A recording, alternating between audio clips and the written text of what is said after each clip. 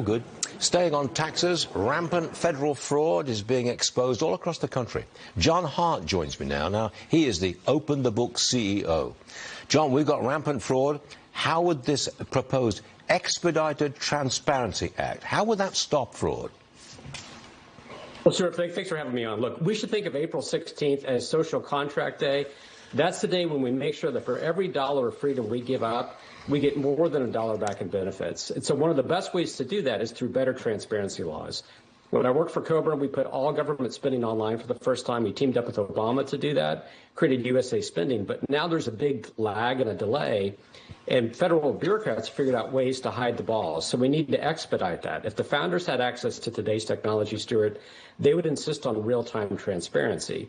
We should have the same right to view the government's checkbook as we do our own checkbook in real time because it's our money. So there's a new bill Congressman Josh Brecheen, Jimmy Panetta, Democrat and Republican, have put together to close that visibility gap and to shorten the reporting time to 3 days rather than 30 days. And so what that will do, Stuart, is help us have visibility and see all the rampant fraud in the country. You can't have accountability without visibility.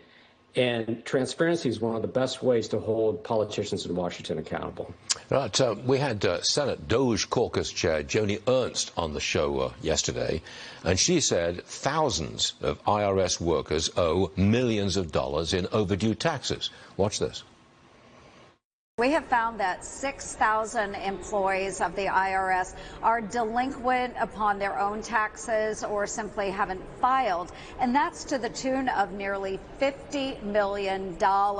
So it's kind of like, you know, this is good for you, but I'm not going to follow the same rules. So we're going to make sure that they do. I think the American people should know what federal employees are not paying the IRS.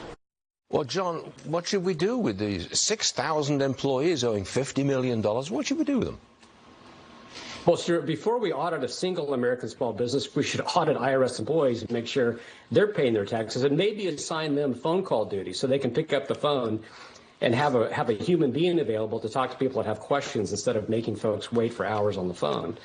And look, there's no reason that we should tolerate this. But if you think about the scope of this problem, that's 50 million.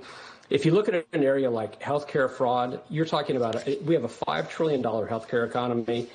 Pete Peterson, Newt Gingrich agree that at least a quarter of that is misspent.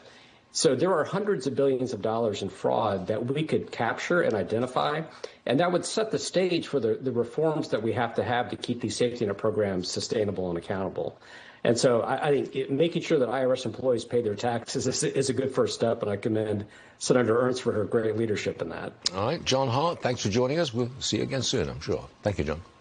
Now this.